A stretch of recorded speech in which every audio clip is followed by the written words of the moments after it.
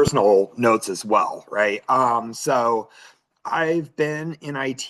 I mean, my first help desk job was in the late 90s. And I kind of worked in and inside to outside of IT roles after then.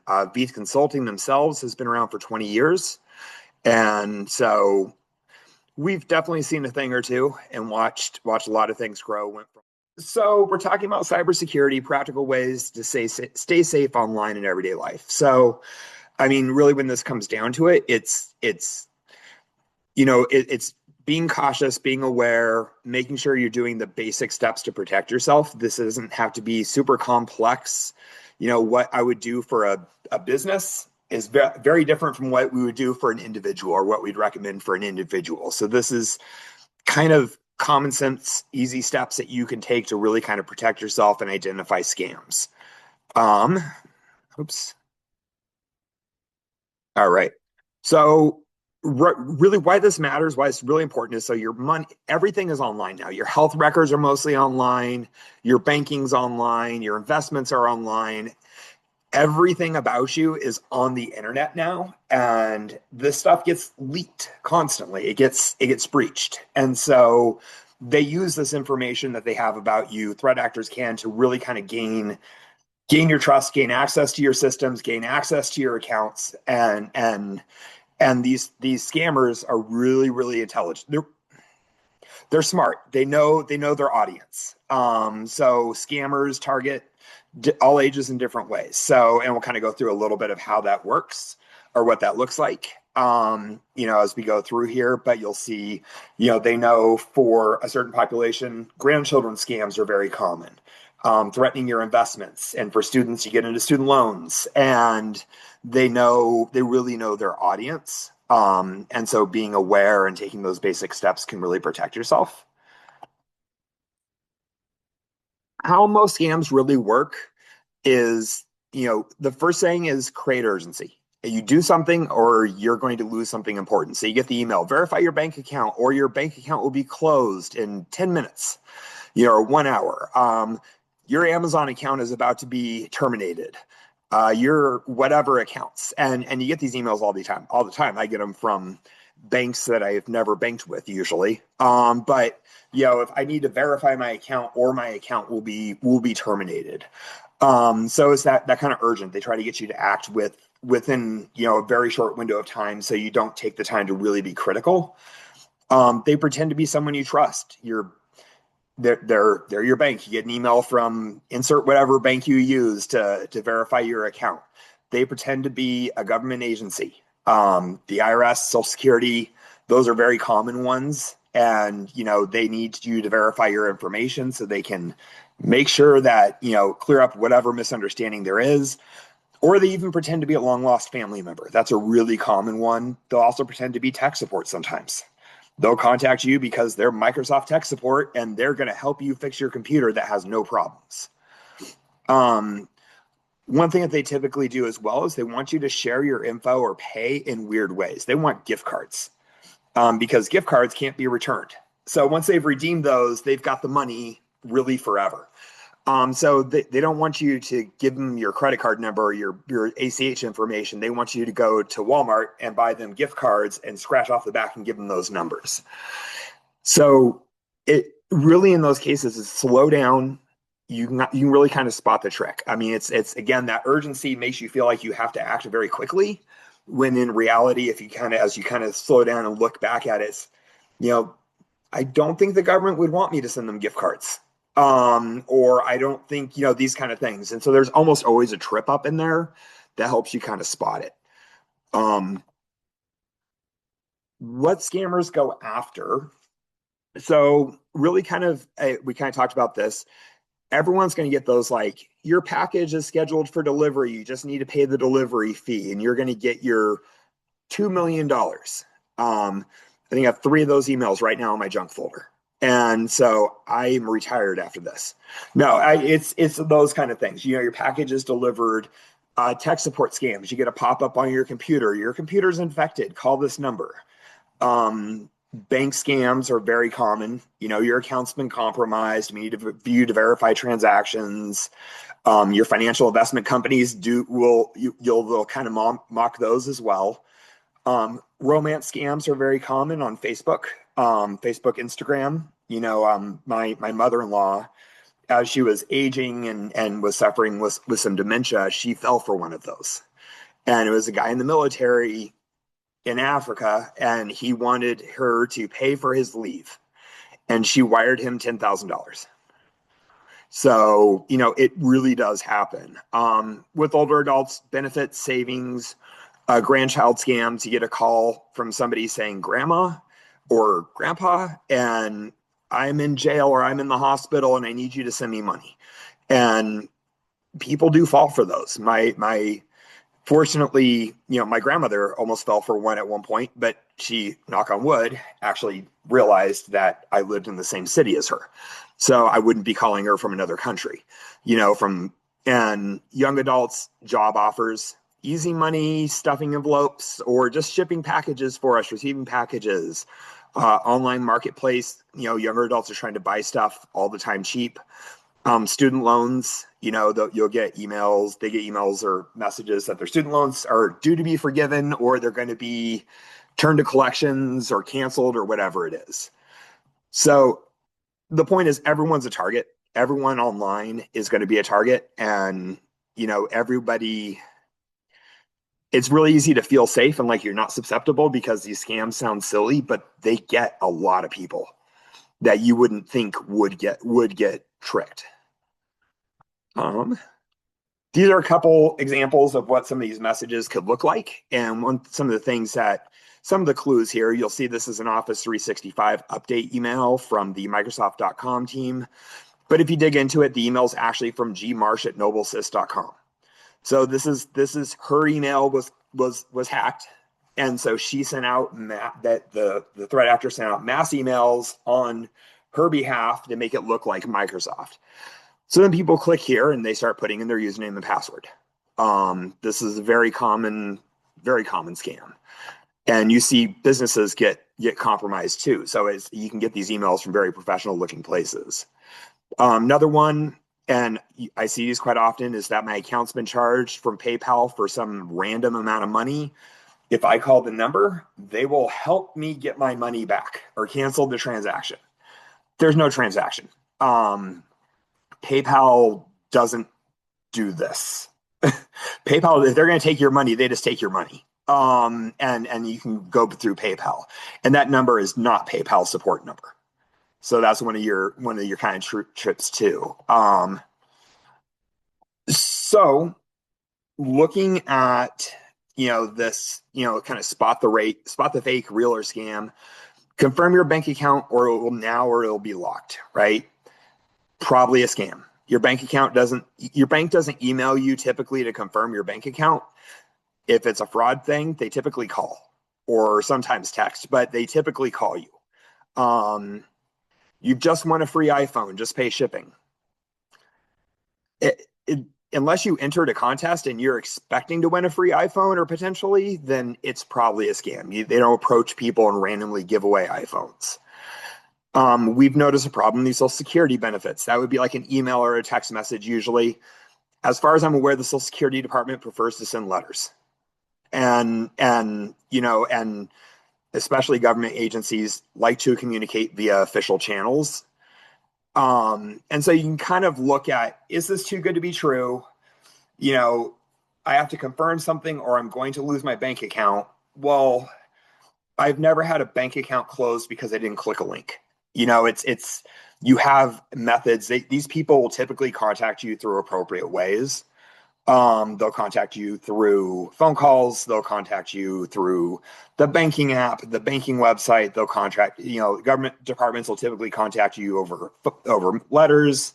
So you really kind of have to look at the details, what they're offering, and you can really tell if it's kind of looking more like a scam or if it's looking like a real thing. Oops, sorry, I lost my mouse for a second and I clicked 2 times. So these are some scam statistics that kind of I went and tried to validate. So in 2024, $12.5 billion were lost to these types of scams from people. I mean, that's a lot of money. And it's a shocking amount considering how easy it seems like some of these scams should be to avoid. 38% of scam reports involved money loss that same year. Investment scams were like 5.7 billion lost. Imposter scams were just about 3 billion lost. AI-driven phishing attacks, which is the biggest problem I'm seeing right now as a business perspective, those have skyrocketed. Artificial intelligence has made these kind of attacks smarter. They look better. They make more sense. It used to be that they targeted people with misspelled emails so that you were ideally not paying attention. And now they're able to clean things up so it looks very formal and very official. And the average phishing breach cost, that's more from a business perspective, but some of these phishing breach, the costs are astronomical.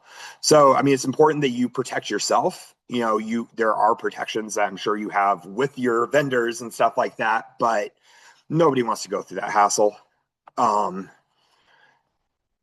So some of the phone call tricks that you'll see, and I actually had a customer of ours get hit with one of these recently on her personal.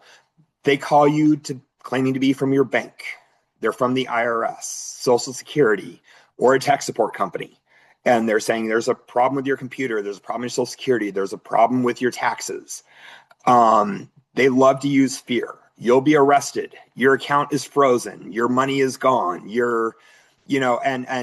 And I've talked to scammers on the phone, and I would be doing a life sentence if every time they said I was about to be arrested in a scam, I was actually arrested. But they do that. Like, we're going to come, but don't worry. You can send us a gift card, wire transfer, or take some money to Western Union and send us some money, and we'll make sure everything goes away. If somebody calls you doing this, the easiest thing to do is to hang up and call back using a known number. So if somebody from your bank calls and says, hey, we need to verify your account, we're going to send you a code. This is a common one. We're going to send you a code. Give us that code. That's because they're trying to get access to your bank account. Hang up, call the bank's number on the back of your credit or debit card and talk to them and ask them if they reached out to you. Because 9 times out of 10, they probably didn't. And if they did, they will be completely fine with you hanging up and calling them back on an official number so you know it's real. The IRS doesn't call people ever. They don't like to place phone calls. They like to do letters, but same thing. You could hang up and call the IRS. You could call a number for Social Security. If it's tech support, unless you called them, they don't know your computer has a problem. So you can always hang up on those ones and have somebody trusted take a look at your computer. So that's one of the kind of tricks there is, you can kind of see everything there is from a weird organization. Something scary is about to happen. They want you to pay in a weird way to either make the problem go away or they'll fix it for you. And if those happen, you just hang up and call back. Call back to somebody you trust. Don't use their numbers. Quick, Gabriel, we just have a quick definition request for phishing. Yeah. Can you just elaborate on that? Because I think it might be relevant for I apologize. Yes. Thank you. So yeah, phishing is when you receive an email or a phone call pretending to be somebody else. So oftentimes a phishing email is you receive an email saying it's from your bank, from Chase, say, and Chase Bank, and it'll say, you need to click here to verify your account information. The email is not from your bank. They're pretending to be somebody else. And they send these emails to thousands of people, hoping that somebody will click on that link, follow the instructions, and everybody that does, then they can use that information to get account credentials so they can log into your bank account, transfer money. So it's any organization is somebody pretending to be somebody that you should trust when it's really not. So we see this all the time in business. And we have programs that we have that we actually send out testing phishing emails to our customers to try to get them trained to look for weirdness. But yeah, it'd be like an email or a phone call that you receive from somebody pretending to be a company to try to trick you into usually giving them money or giving them credentials, giving them your username and password for your bank. Um, the other one, urgent help scams. This happens a lot, especially with older generations. Someone claims a family member's in trouble. They need this money right now. The person's in jail, the person's in the hospital, the person's in whatever situation they want to create, and get the money right now. Don't tell anyone. They might know personal details. So they have, if your social media is public and they can get to your social media page and you're posting about your grandchildren who just graduated high school, they can use that information. They can find that, see that information and call back and say, hey, Judy's in jail. We need you to bail her out. So they will kind of use public information. They may know things that sound correct. And they'll call and they again, they want you to keep it a secret. They need the money right now.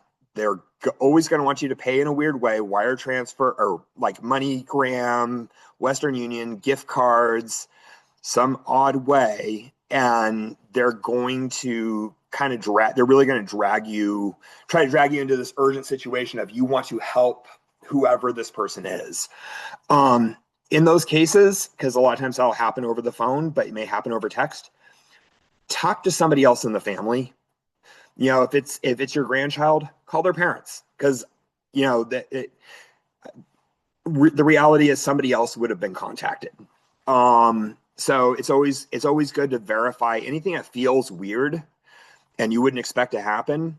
Take the time to verify it. Uh, so let's start talking about what you can do to kind of help protect yourself from these. I always say threat actors because we have to at my job, because that's what cyber insurance says. But hackers, scammers, things like that. They looking at passwords. Don't use the same email you use for everything else for your email and your bank account, especially. Change those two to something different, because what happens is there's things called data breaches where a whole bunch of passwords are leaked from a website, and it could be something Travelocity. I mean, it could be something completely benign that you wouldn't worry about, but then those passwords get sent they go on the dark web. People buy them for pennies for thousands, and they use those emails, those passwords, because people reuse passwords and they start using those to guess what your passwords would be for things that matter. And so keeping your email password and your bank account password something completely different is, and anything that has financial data, especially, you want to keep those separate. The second thing is you can use short phrases instead of passwords. So instead of saying Ryan 2016, which is, a common, that's like my Wi-Fi password at home. I'll let that out of the bag. But it's, instead of using that for your password, you can use a phrase. You can use like an actual, some sentence that uses more characters. Those are going to be significantly harder to guess and figure out. But because it's a phrase, maybe it's a phrase that maybe it's a whatever, something that's familiar, you will remember it because it's just multiple words ran together. So that's always like a really good one, because using those make stronger passwords. And obviously, well, I'm going to say obviously, but avoid using the same password everywhere. I always say that this is what I say to my customers: we are lazy password people, and we don't want to have 1,000 passwords that we have to try to remember. But try not using the same have a few varieties of passwords, especially if you're using passphrases.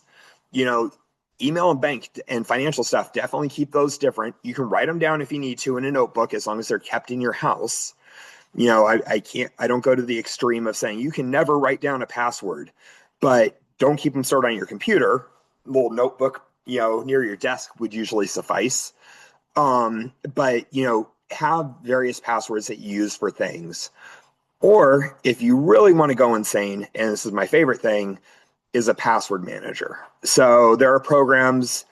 A common one that I really like is called Bitwarden.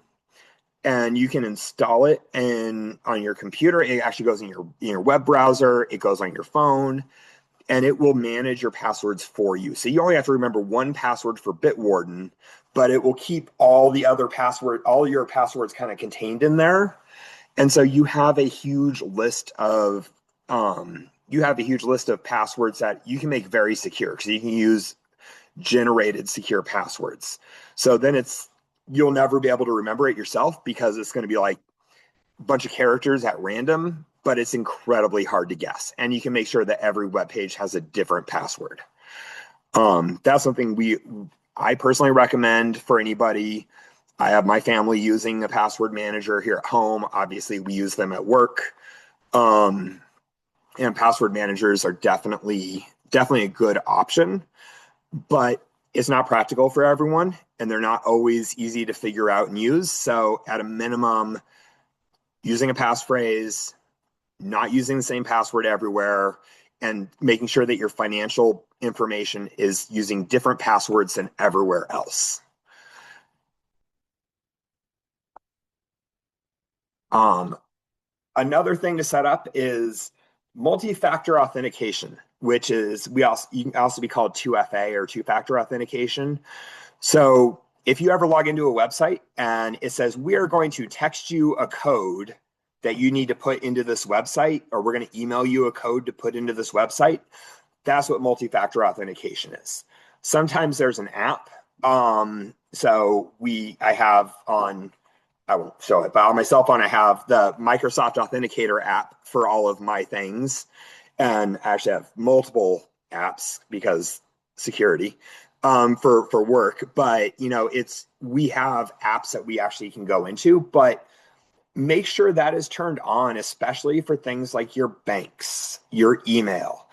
I would even say Facebook. If you have social media, having those things turned on for social media, because if a new person logs into those things and it doesn't recognize them, it will say, wait, I need to get a code from you. And it's going to contact you, the real owner of that account, with a code to say, hey, are you trying to log in? Here's the number. If not, usually it'll say, contact us and we'll help you reset your password. And so that it makes it so much harder for somebody else to get in. I would, especially with financial stuff, you want that set up. I would do it with your email as well, because if they can get into your email, they can do a lot of damage. And I also have it on, like I said, for me, for social media, just because I don't want people having visibility into all that stuff. Anything important. And if you need help, ask somebody in your family or somebody to help you set it up for these accounts. It's not difficult, but once you get them set up, banking and shopping online. One of my favorite things here is, using the official apps or type the website address yourself. Sometimes if you Google Amazon and people just Google like what they're looking for in Amazon, it can produce a link to a site that's not good, and it can try to trick you to get your information. So going to Amazon.com, and you can make bookmarks for these things. So you could have a bookmark set up for any of these common shopping sites. Going to the official page or using the Amazon app or the Walmart app or the Walmart website is always going to be safer, because you know where you're going is where you're trying to actually get to. Something else, and I did wish I grabbed a screenshot of it, but if you look at in the address bar at the top, it'll say like https:// blah blah blah blah blah. If you look next to that, if it's a logged in page, it'll have a little lock icon next to it. That tells you that it's actually there is encryption, there's protections there. It is actually a more secure login. So it will help you just at least have some knowledge that, like, okay, I am logging into a real website that does want my credentials, that has told the people on the internet that care, that yes, this is actually a secure encrypted site. Try not, and this is a hard one, especially for home users, but try to not do your banking on public Wi-Fi's. So if you're traveling in the airport, try not to log into your bank. or banking, like banking websites. If you're in a cafe, try not to log into your banking website. We we would tell people best practice is use a mobile hotspot on your phone, which almost everybody has, if you can figure out how to do that. But at a minimum, public Wi-Fi's are like Starbucks Wi-Fi, airport Wi-Fi's are notorious for threat actors can go in there and scan the networks and try to pull things that are happening on that network to try to get credentials. I see it quite often where somebody travels for work. One of my customers will travel for work. They'll go to a coffee shop, they'll leave. All of a sudden, somebody's trying to hack into their email an hour later because they got the credentials from them while they're sitting in that cafe. And now, like I said, we have other levels of protection in place, but not much more than having multi-factor authentication, strong passwords, and we will immediately contact that person and say, hey, we need to reset your password. We need to change this. Having those kind of alerts, any alerts that you can turn on for unusual logins. And sometimes a family member can help you with that if you aren't sure where it's at. Any alerts from your bank and cards for unusual activity. I have a corporate American Express card over at Veith. I have alerts come to me if I spend $1 or more. And because I am so paranoid that I want to be able to vet every transaction that happens on that card. I don't use it a ton anyway. So if something happens, it should be rare, but I have those kind of alerts even on my personal bank account. If a transaction's over X amount, or my bank account is below X amount, or a weird transaction happens that's unusual to me, those alerts pop in and I can kind of review that transaction and try to get ahead of it. And knock on wood, I have not had a major problem with my personal banking account stuff in 15 years. But having as much as you can, privatized. Social media. This is a weird one. Because social media is great, connects everybody. You find people you didn't remember you knew. You find people from your childhood. You find family members. Be cautious accepting new friends or connection requests. So when somebody sends me a friend request I have a Facebook account mostly to keep in touch with family. I get a friend request on Facebook, I almost universally deny it if I don't know the person personally, if I don't know who they are. Just because a lot of times they can be scammers trying to gain access and gain your trust. And so you just want to be cautious. You want to make sure, like, is this a person I know, or at least marginally know? A new neighbor moves in and sends me a friend request. Great, I know where they came from. But when somebody in another city sends me a friend request, it's probably not real. So I always want to kind of be cautious about that. If you have Instagram, try to keep your profile private. Make people request to follow you. I for a number of years, I worked in another industry where we had public Instagram profiles, and you'd be surprised the number of scammers I have had following me and how many messages I got daily from people, either falling madly in love with me or trying to get money from me from any other way humanly possible. If you are posting on social media, don't post your full travel plans if you're traveling. Don't post the whole cruise itinerary and what dates you're going to be in what places. Keep it generic. I'm going to Europe. I'm going to Mexico. I'm going to Canada. I'm going, whatever. But don't post full details, because those details make it easy for somebody that's looking at those to kind of figure out how to compromise you, how to trick you into giving them information. Another great one is those quizzes that say, respond with the street you grew up on and the year you were born, and you'll know your whatever name. I see those all the time on there. And if you think about what those quizzes usually ask for, those are security questions on your bank account. It's like, what street did you grow up on? What's the name of your first dog? What's the not last thing you ate, but you know what I mean? They start asking for things that you would be giving to a bank account or an account for security questions. So anything I ask for personal details, while they sound fun and the answers seem funny, just answer it in your head. It's a lot safer because you're just giving so much information is given out that way. And that information is almost always used for malicious purposes, or they're looking for a way to track it down to find something for malicious purchases. If a friend asks for money in a message, pick up the phone. I think everybody on here is old enough to remember making phone calls when we were younger. So, if a friend asks you for money, pick up the phone and call, because people get their accounts compromised. Somebody else goes in, takes over their Facebook account, or you see somebody post a message saying, "Hey, if you get a friend request from me, that's not really me. My account was hacked." So if somebody asks for money or asks for something weird or sends you a new friend request, if you have a way to contact them otherwise, do. Don't give money to people blindly over social media. Validate it.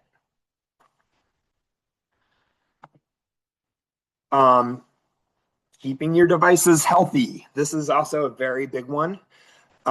Install updates when they come out. When your phone or computer asks, do your Windows updates, do your Mac updates, do your iPhone updates, do your Android updates. Your phone and computer should be prompting you for most of these updates. Do them, because there are a lot of times security updates, and it's helping keep your computer and your phone at the top of security. And it'll, like on my cell phones, it'll say, "We want to schedule this update for 2 o'clock when we know you're sleeping." I just say yes, and my phone does it all overnight when I'm asleep. If you're on a Windows computer, use antivirus. And antivirus is not even what it used to be. So old antivirus just protected from viruses. The newer antivirus actually protects from things like ransomware. And so ransomware mostly affects businesses, but it definitely can affect personal people too. They take over your computer, they lock your computer down so you can't access your information.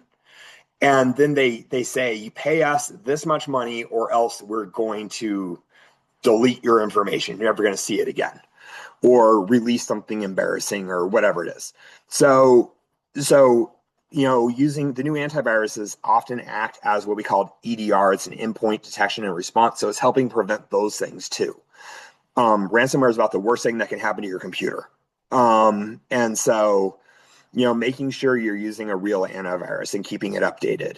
Windows Defender has one. They have a higher level one. I would even recommend something like that, but having something will be huge. Installing apps, install from official sources. Like if you're on an iPhone, install from the Apple Store. Apple is actually very critical of the apps that go in their Apple Store. I forgot what this is called, but I'm an Android guy mostly, but I use iPhone for work. But they're very picky about those apps and vet them pretty well. So keeping to official sources, not downloading apps from websites that tell you need to go onto your phone and tell it to let you download these apps that override our security. That's a huge thing. Additionally, backing up. So back up important photos and files. With everything, iPhones, Androids, that's all tied to my Google account. So my important photos and files are already regularly backed up. If you have a Microsoft account, OneDrive does it too. And that stuff will automatically back up the files on your computer and your photos regularly. So if something happens, you're not going to lose it. You have a chance to recover it. So, if the worst happened. If something seems off. All right. So if you get an email, any of these, like, "We're about to terminate your bank account, take all your money, and then haul you to jail," pause. Don't click anything. Don't pay anybody. Don't even reply right away. They'll tell you the police are on their way. I used to talk to some of these scammers that called for fun because I figured if they're trying to get money from me, they weren't getting money from somebody else. And this guy was like, "The police are going to be there in 5 minutes if you don't pay me." And I was just kind of laughed and kept him on the phone. Nobody ever showed up. Like, there's nobody that needs money that quickly that you work with right now. Go back, check with somebody you trust. If it's a family member scam, or go back to the company directly. If it's your bank, call the number for your bank. Call the number for your financial management firms. Call the number for any official business and say, "Hey, are you really trying to get me to do this?" Because 9 times out of 10, they're going to say no. If it feels weird, they're going to say no, and they'll never be upset that you called them to verify that somebody wasn't trying to scam you. Report suspicious emails and messages when you can. You can do that in your email program. There's almost always at the top, there's like 3 dots. You can click that, report spam, report phishing, report whatever. And if you use Google, it'll pop up at the top and be like, this email seems suspicious. Trust that, because it probably is. So, report when you can, contact the banks, contact those people. The pressure that these people are putting on you is never real. I mean, I've never gotten a call. The worst thing I ever had is I forgot to pay my cable bill when I was young. And they called and they're like, we're going to turn you off tomorrow if you don't pay today. But I still had hours to resolve the situation. So it was, that's about the worst threat you're really going to get from anybody. So it doesn't hurt to call back. If you think you've been scammed, because you're like, I just gave my information to this guy and I'm not sure if that was legit. So stop contact with the scammer. Don't keep replying. Don't ask for your money back. Don't ask them to not do anything, because they don't care. They're going to keep trying to do anything anyways. And their goal is to keep you on the hook so they can keep trying to get more from you. So stop contact with that person. If you gave them important, like, credit card information, debit card information, account information, call your bank or that card company right away. Let them know what happened and just explain it. Like, I think I got scammed. I think I gave them, my debit card number. That your bank will be more than happy to cancel your debit card for you and issue you a new one. They're very quick to do that. If it's a password reset, they're more than happy to reset your password and get you a new one. They're happy to lock you down. Change your passwords for your email, change them passwords for your important accounts. Again, banks, financial stuff, email, change those passwords, especially if you think that scammer got access to that password. You've got to change that. You want to change that password as many places as you can. And then you can report losses. There's a reportfraud.ftc.gov website. You can report that, but typically going to your bank or going to whoever, you got scammed through, they're going to do everything they can to help you and protect you, because they actually do value your business, and they know this stuff happens all the time. And it's very common. And as scary as it sounds, you actually have a lot of people looking out for you that want to help you fix it if something does happen. So, and just like I said, just slowing down has a lot of the benefits there. Taking the time to read it never hurts to question. Oh wow, actually I'm running a few minutes ahead of schedule, so I'll do a song and dance after this. So again, slowing down when a message feels urgent or scary, like, it's always, everything you're going to get is going to sound very, oh, you do this now or else something really bad's going to happen. That's seldom how life really works, unless you're in the hospital. It's like, but those people don't email me to tell me my account's about to be frozen. They're going to call me, and I'm going to call them back. Don't click links or open attachments that you weren't expecting. You get an email from PayPal saying, click here to verify this transaction. And you're like, I didn't pay $500 to somebody. Don't click the link, because you're going to log in if there's a link there, and you're going to give them your PayPal username and password, and then they're really going to try to take the money. If you get a suspicious call, hang up, call them back, call back somebody IRS doesn't make phone calls typically. I'm sure there might be edge cases where they do, but typically they're not going to call you and say you owe us back taxes for the last 20 years. They're and so call back somebody. If it's your bank, call them back on the number. Using the strong passwords, the passphrases, huge, and you can make them simple. They don't have to be super complex because they're long. And that multi-factor authentication, the two-step sign-in for your key account, for key accounts, I would say any account that you can. Definitely your bank, definitely investment stuff, definitely your email, Microsoft. But it doesn't hurt to get a code for as much things as possible, because it's just a level of security that's protecting your information.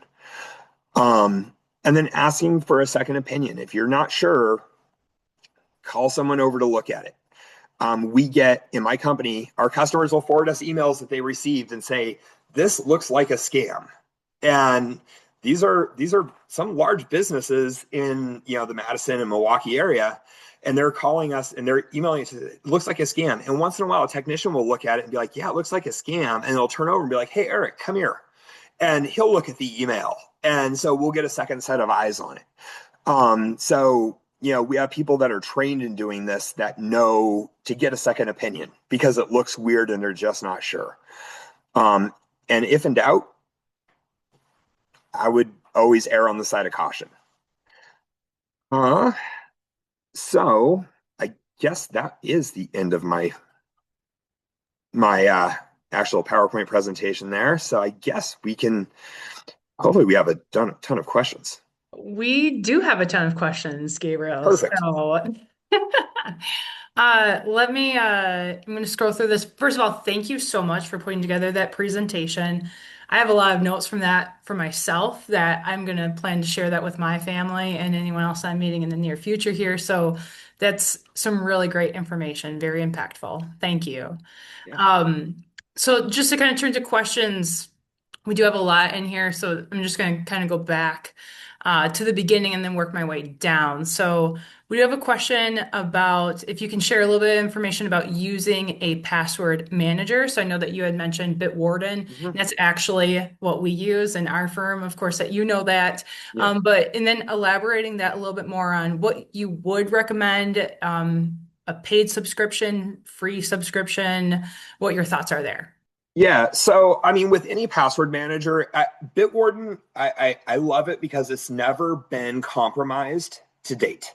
So I make everybody use Bitwarden. The free subscriptions are fine, because you have the same security protocols that you have in the paid subscription. The only real difference there is that the paid versions typically allow for a few extra bells and whistles that the average person doesn't really need.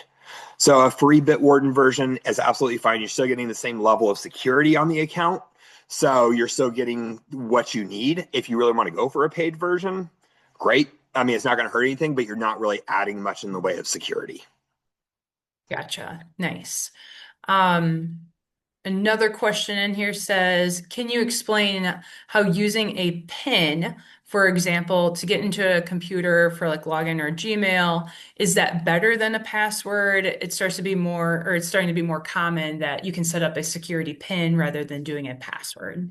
Yeah, I mean, I use biometrics. I use fingerprints almost for everything now. But yeah, the pin is generally fine because you can only use a pin on a trusted device that you've already authenticated through. I'm not totally sure if this is also what this person's talking about, but you can also have certain accounts tied to the pin that you have for your computer. And so it's like you have to know that device's PIN number to be able to authenticate into the website. So, I mean, I think they're fine, but you still have to have that password set up for that new account. And so, the PIN would be fine because it'd be something on a device you already use that account with. But so you'd only really be at risk if somebody stole your phone and knew the PIN number, versus if somebody new tried to log in a different country or a different state, that would still require a password typically. Okay, nice. I'm going to try to consolidate some of these questions or thoughts too. So, just going back to the password managers, are there any that are particularly easier to use? If you don't log into Wi-Fi at an airport or cafe, but you can use on your own cell data, are you still protected with those password managers? So it sounds like Bitwarden would be. hmm Yeah, so some password managers being easier to use than others. Was that one of the questions that you asked? Yes. Yep. Yeah, so I mean, I think they're all pretty easy to use. Again, I use Bitwarden myself, so I'm partial, but starting to sound like I'm a paid advertisement. But it's just really good. And I think it's easy to use. LastPass is actually pretty easy to use too. They all kind of work the same. I just think LastPass has had some compromises in the past. So that's where I lean towards the one that's open source. Like they share a lot more of their information about their security. So that actually kind of has the effect of making their security better. So I mean, and then as far as logging into the Wi-Fi at the airport or cafe, but using your cellular data, yes, you're protected. because you're using your own cellular data. That's a private, kind of like in a business, you'd have a VPN to log into the company's network from home. That's effective. I'm just kind of going through some of these apologies. We have a great community with a lot of people commenting on, well, some of these other subscriptions that they do use. So, just trying to go down through here to find another question. So, do you recommend the use of a VPN for your home network to provide an extra layer of security? Or how would you know what is better or which is best practice? I mean, I don't use a VPN at home for my own security. A lot of times VPNs are they're more about privacy. The public VPNs that you can buy, they're more about privacy than security. Um, it doesn't hurt, but I don't know that it's going to add so much security that it would be my standard recommendation for people out there. Okay, great. Do you recommend paid versions of antivirus or would a free subscription work as well? I'm going to be honest with antivirus, you kind of get what you pay for. Okay. And the free versions that are out there, some of them aren't. There's one they used for a lot of years that was free, and then I found out it was compromised for many, many years with data transmitting. I heard it somewhere. If something's free, if a product is free, that means you're the product. Oh, that's So a good phrase to kind of remember for. yeah, so I would encourage a paid antivirus for most people. It's worth a little bit of extra money. Okay, thank you. Do you recommend Microsoft Defend? Microsoft Defender's okay for the average user. I think for the average person, it's fine. Um, for business level, no. But Microsoft Defender, like I said, I believe has another step up that's a little bit better. Okay. Acts more as an EDR, but yeah, I mean, if you're, it comes with the computer. It will work for your average person. So I would be, if it's what you want to use, go for it. Okay, great. Uh, and just trying to work through again all these questions, great comments coming in here. Is identity or ID theft protection insurance, such as like LifeLock, recommended or anything along those lines? Could you elaborate a little bit more on that? I don't know. My Okay. identity has been compromised on the dark web so many times. I have so many ID threat protection or insurances.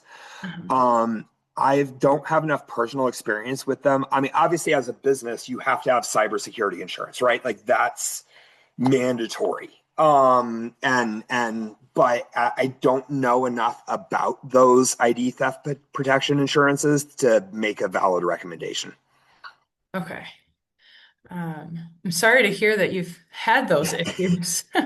Uh, Let's see here. What are things that you should not email as attachments, such as financial information? So, that we've stepped up our security considerably over the last couple years, utilizing ShareFile for encrypted documents to be sent to clients, as well as clients sending documents to us. And we do have the additional security on our email. If you want to kind of elaborate a little bit on that, and then Yeah. anything for like the general user outside of somewhere like our business too. Yeah, so for businesses like yours, obviously you have the ability to send encrypted messages.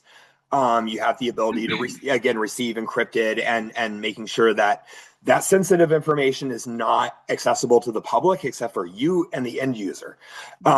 We that's something that like we insist on for almost we encourage for pretty much every client, especially somebody that handles financial information. For the average user, I mean, you should never be emailing your social security number, credit card info, driver's license pictures. Try not to send those things over email. That's if your email gets compromised, there's like a checklist to become you in an email there. So I would encourage never send anything that you wouldn't shout on the street. Basically, over or you wouldn't want somebody to steal from you. So that kind of information you shouldn't really email. Most businesses now are good enough to be able to send you a link to upload those docs. That's becoming very, very common. And so I would be very skeptical. Sorry, apparently my talking has gone out for the evening. About sending any kind of that information over email directly, unless I knew it was some kind of a secure. Now there are some that you can get that I will say where you'll get an email, you can upload it and resend it, and it's still secure.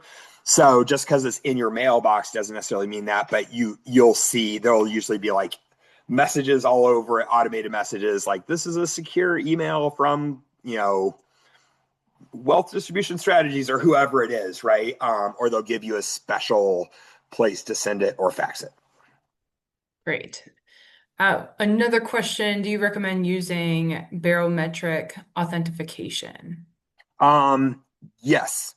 So that would be like fingerprint scanning, Face ID, things like that. I use it. And so yes, I assume I still kind of trust that security level and assuming that somebody has to cut off my thumb to get into my stuff.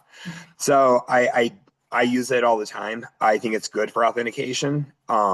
And it's definitely, yeah, it's definitely a good thing. But always keep in mind, you can even having that, somebody else could try to use a password behind the scenes to get around that. Great.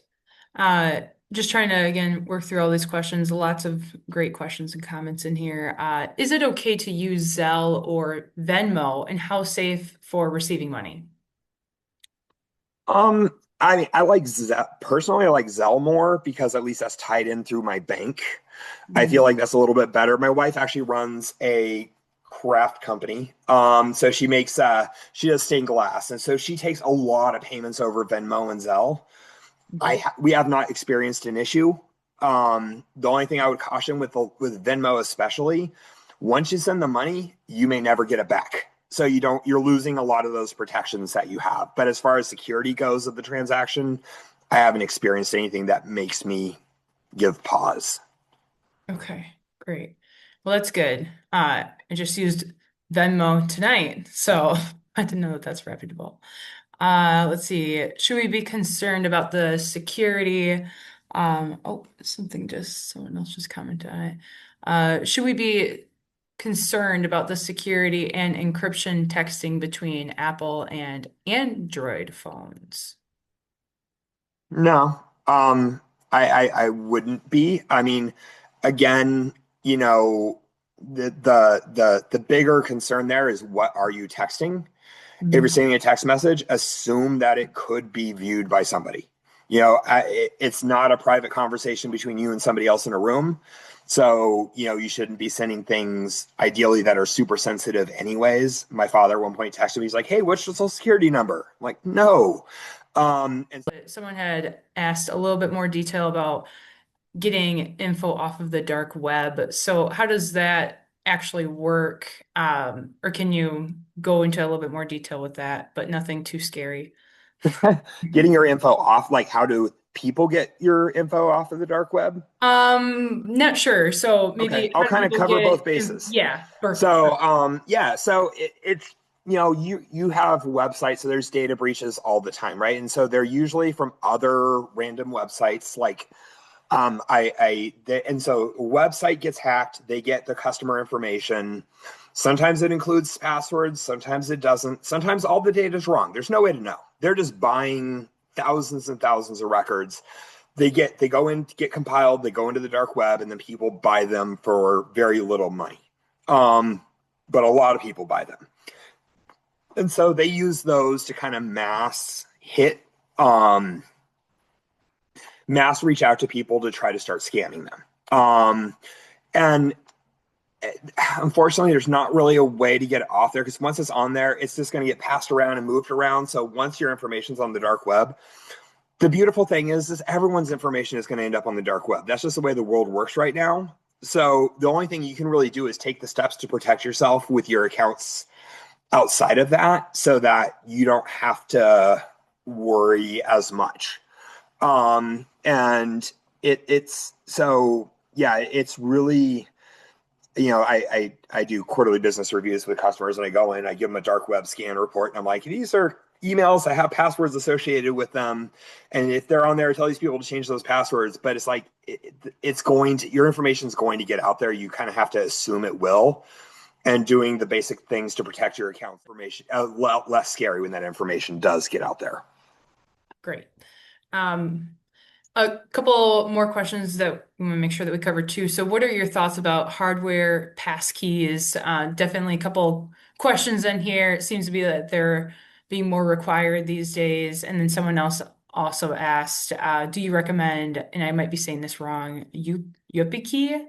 I think it's Y-U-B-I. YubiKey. Yeah. Okay, yeah. So hardware passkeys are pretty awesome because they're a physical device that you're using for those. So it definitely is. I worked in companies some years ago that had hardware passkeys, things like that. And so it's interesting that you're seeing this more in like consumer side now. So I think that's a great option if you can do it. I don't know YubiKey personally to know if I could recommend them. I would look at more, look at some of the reviews, look at, do some research. I personally don't use any for myself at home. But I think that's a great option. I would definitely be open to doing that even at home now. Wow. Okay. Good to note. I do believe that tried to cover everyone's questions. Hopefully, I was able to get to yours. There was a lot that came in here, but it looks like I think at this point that we could start to kind of conclude the presentation. So again, thank you so much for your time, Gabriel, and putting together all this great information. It's certainly very impactful and just a lot of little things that we all can do each day to secure ourselves more. So at this time, I am going to share over my screen. So just kind of talk about some of the remaining events or excuse me, not remaining events, upcoming events for wealth distribution strategies. So hopefully everyone can see this. So Gabriel was our cybersecurity event for February. Our March event is our basketball contest. So if you've done this before with us, it's not a normal March Madness NCAA bracket that you're filling out. It's a questionnaire, and we do a great job with incorporating the men's and the women's tournament. We add some questions in there of which teams that you think are going to go the furthest, what players do you think are going to score the most points. We add some Wisconsin Badgers questions in there, and then usually there's also some wealth distribution strategies or WDS questions in there as well. So everyone's welcome to play. I always joke around that the less that you know about basketball, the better that you're probably going to do in the contest. Prizes are also awarded on the individual and team basis. So we need to have at least 3 individuals on one team to qualify as a team. So just kind of keep that in mind when you are submitting those questionnaires in. So that starts on March 16th. The following event after that is our trivia night for charity. And that'll be on Friday, April 24th. And that is hosted at the Madison Marriott West this year. And our beneficiary is the River Food Pantry. So we hope that everyone can attend. Trivia night is such a special event for our firm, and we've really embraced having that event each year and having a local charity to support. In addition to that, if you are unavailable to attend the event, I do encourage you to also consider submitting a donation as we do a matching contribution as well. And then the next event following that is on May 13th at 6 p.m., another virtual webinar. And this is going to be with Ben Rothering, WDS's very own Ben Rothering.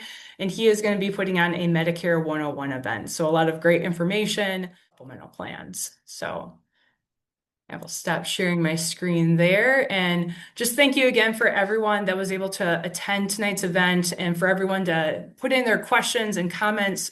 We really appreciate this. This is exactly why we do these events so that our clients can receive this valuable information and have a sense of community with it. So again, thank you so much for your time, Gabriel, and everyone that's joined tonight. And we hope to see you at the next event. Awesome. Thanks, Desiree. Thanks, everyone.